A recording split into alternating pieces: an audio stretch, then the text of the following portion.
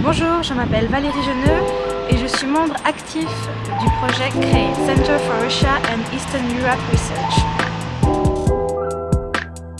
Quel est le rôle du secteur agricole en Ukraine? Alors, le secteur primaire représente 12% du PIB en 2014.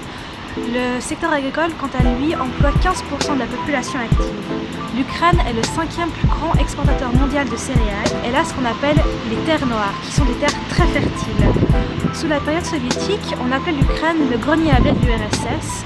Aujourd'hui, on dénombre 41,3 millions d'hectares de terres agricoles, dont 59% sont des terres arables. Quels sont les enjeux qui se présentent à elle? Dans un contexte d'accroissement de la demande mondiale en céréales et en oléagineux, l'Ukraine va valoriser son potentiel agricole, ce qui représente une menace pour les autres grands producteurs de céréales tels que l'Union européenne. Aujourd'hui, il y a une nouvelle concurrence internationale sur les produits agricoles, notamment avec l'émergence de l'Argentine et du Brésil. Et l'Ukraine peut jouer un rôle clé sur les marchés internationaux agricoles, ce qui va engendrer un basculement de la hiérarchie des principales nations agricoles.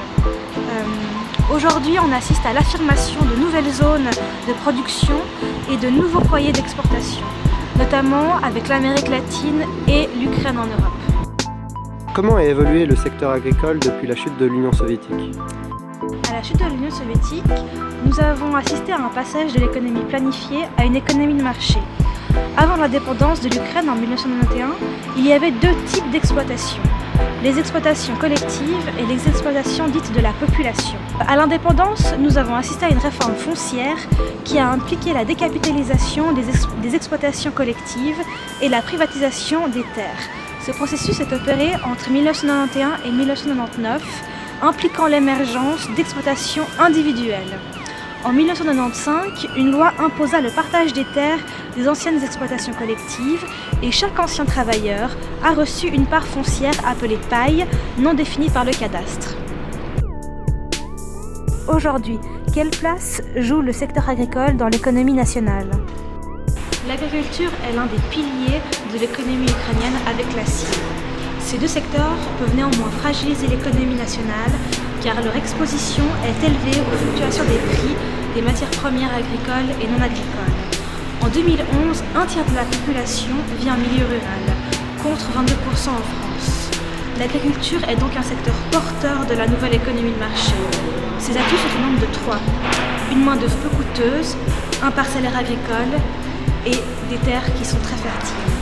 L'Ukraine est un pays producteur de blé avec les États-Unis, l'Union européenne, la Russie, l'Argentine, l'Australie et le Kazakhstan. L'Ukraine est aussi le premier exportateur mondial d'huile et de graines, de tournesol et de colza, et aussi d'orge. Ainsi, l'Ukraine répond à une demande européenne en agrocarburants.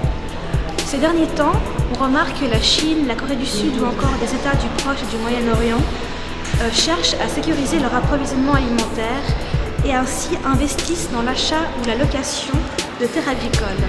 L'Afrique est fortement exposée à ce processus d'accaparement des terres cultivables. En Ukraine, on assiste au même processus et plusieurs milliers d'hectares ont été acquis par des compagnies étrangères privées. L'Ukraine fait face à des difficultés telles que son potentiel agricole qui est sous-exploité. En effet, 80% du parc agricole est obsolète, ce qui implique des faiblesses dans les rendements. Quelles sont les différentes structures agricoles présentes en Ukraine? En Ukraine, nous pouvons trouver 3 types de structures agricoles différentes. Premièrement, les fermes de la population.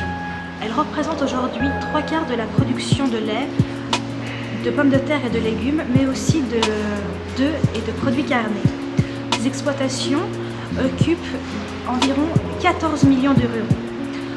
Elles sont caractérisées par une économie d'autosuffisance et elles font en général une superficie de moins d'1 hectare. Le deuxième type de structure que nous pouvons trouver en Ukraine sont les agro-holdings. Elles sont constituées de petites et moyennes entreprises dont la superficie peut s'étendre entre une dizaine et 1 millier d'hectares, mais aussi de très grands groupes dont la superficie peut atteindre 50 000 hectares. En général, ces agro-holdings sont nés d'investissements extérieurs ou étrangers. Chaque holding a son histoire singulière, ce qui rend leur typologie difficile. Néanmoins,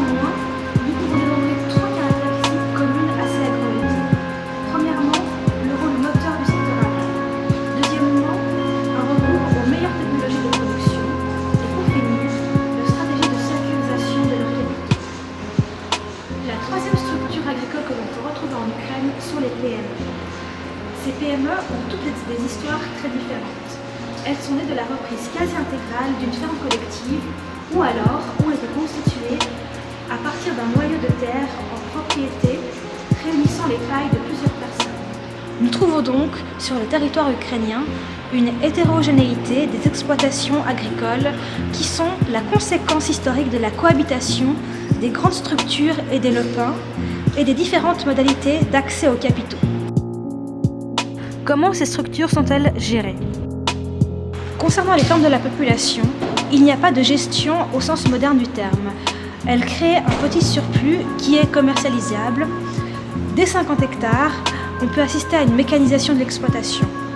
Des 500 à 600 hectares, les exploitations entrent alors dans les circuits commerciaux et l'économie monétarisée.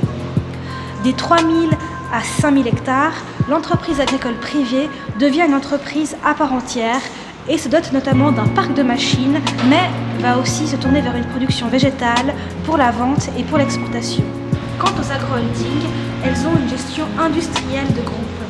Elles ont plusieurs sites de production et ces entreprises sont généralement enregistrées à l'étranger, notamment au Luxembourg, en Grande-Bretagne ou encore à Chypre, bien que leur actif physique soit en Ukraine. Conclusion.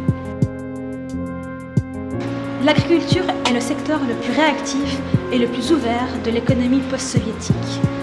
Elle a un rôle crucial dans l'augmentation de la production alimentaire mondiale en céréales, notamment en blé et en orge. L'utilisation intensive des terres agricoles engendre une baisse de la fertilité des sols due à l'érosion éolienne et hydrique. Cette érosion des sols a un coût pour l'État ukrainien, 9 milliards de hryvnia par an. Merci de votre attention et à très vite pour une nouvelle vidéo du CREE.